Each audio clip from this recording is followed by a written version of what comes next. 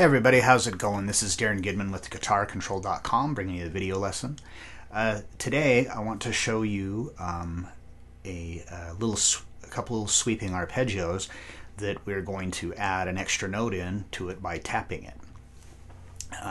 So be sure to click on the link in the description for the tabs, and let's get close up and take a look at this.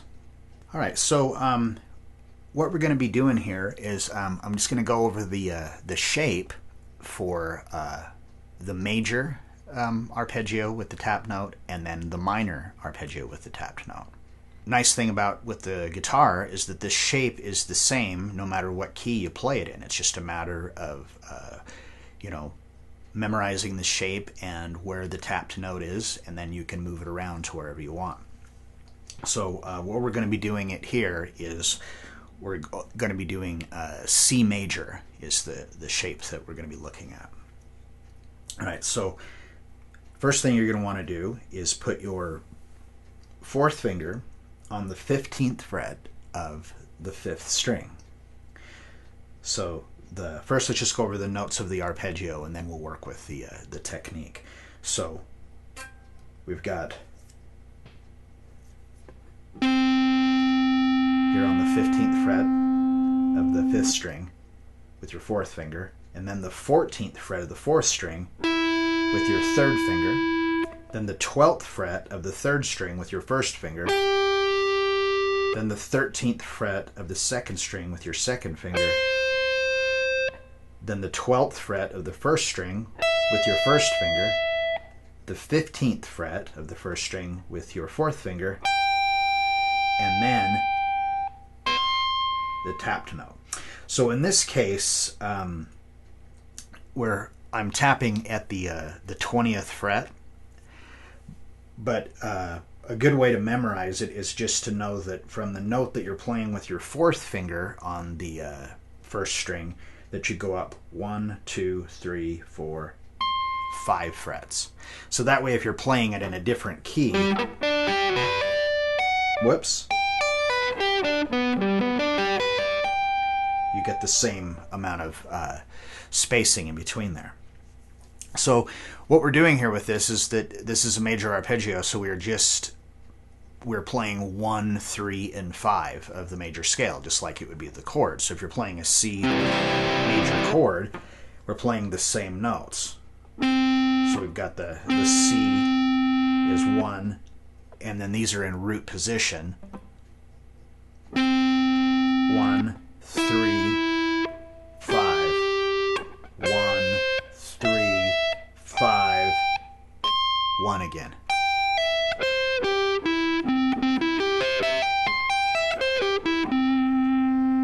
All right.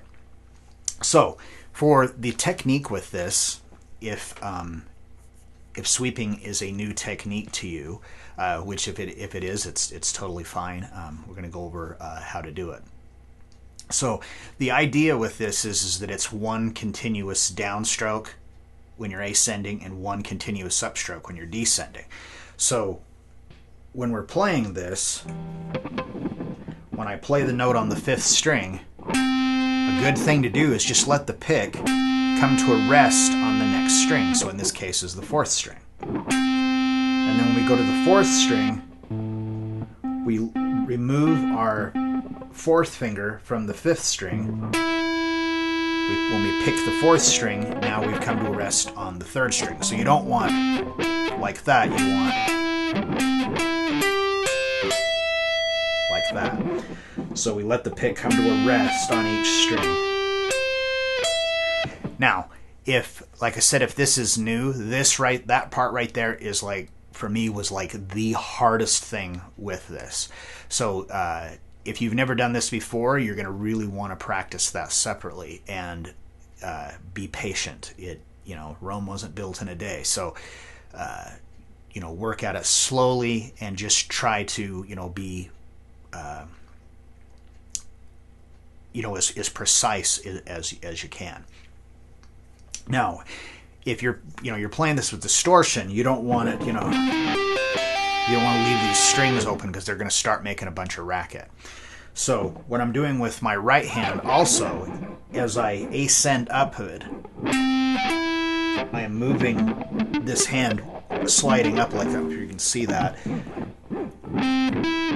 So that way I'm keeping the strings that I've already played muted. So that way they don't start ringing out after the fact. So again, that you know, it takes a little bit of practice. It's, you know, a little tricky to kind of get that down. So as you want to pick also in, you know, you see sometimes people are playing it up here, so that way they're closer to be able to tap. Or in this case, you know, we're fairly close. But if we were doing it in a lower key,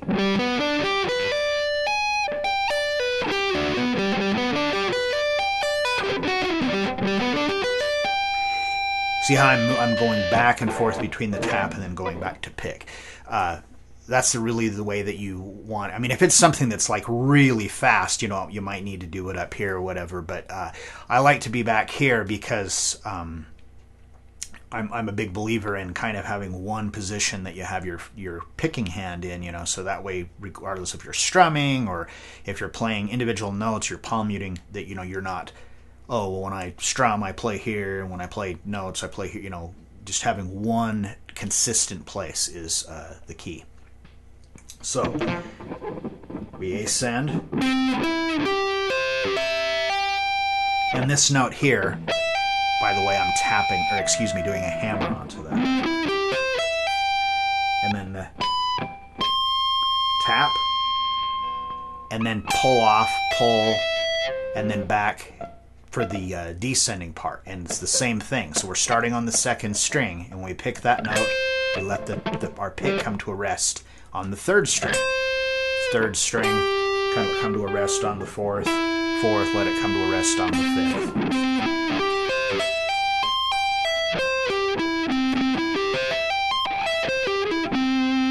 Like that.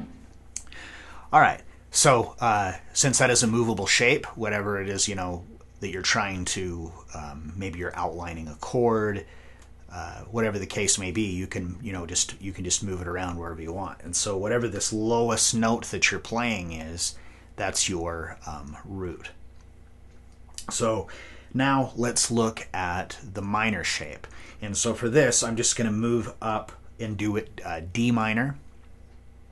So the fourth finger is going to go from the 15th fret of the 5th string. We're going to move it up to the 17th fret. So now the shape is changed a little bit. So the difference between a major and a minor triad is that the major is 1st, 3rd, and 5th of the major scale. And then the minor, you just flatten the 3rd. So in this case, since we're going 1, 3, 5, the note that we were playing on the in this case on the 4th string, we're going to move it down 1 fret, half step. So now we're going to be 17, 15, and then 14 on the 3rd string. And then to the 15th fret of the 2nd string, your 2nd finger. And now the note on the 1st string is also going to be flattened a half step. So it's going to go back to 13. We're going to tap 17,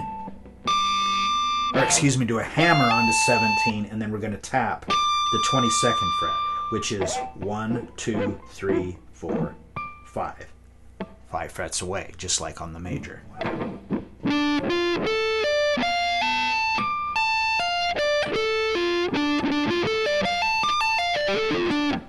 So you're going to want to do, you know, the technique and principle behind it is the same whether you're doing the major or the minor.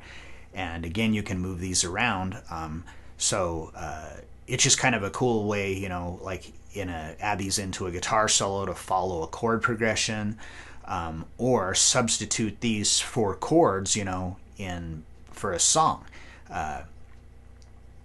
You know, it kind of depends on, you know, what it is and how fast the chord changes are, but there's, you know, a lot of things that the chord changes aren't really fast, so you could substitute these for just, you know, the traditional chords, or have somebody else play the chords and then you know, follow along and play the arpeggios over the top of it. All right, so I hope you found this useful and got something out of it. if you like the lesson, give me a thumbs up, leave me a comment down below if there's something you'd like to see either myself or one of the other instructors at guitarcontrol.com do in a future lesson. Anyway, that's all I have for you today, so until next time.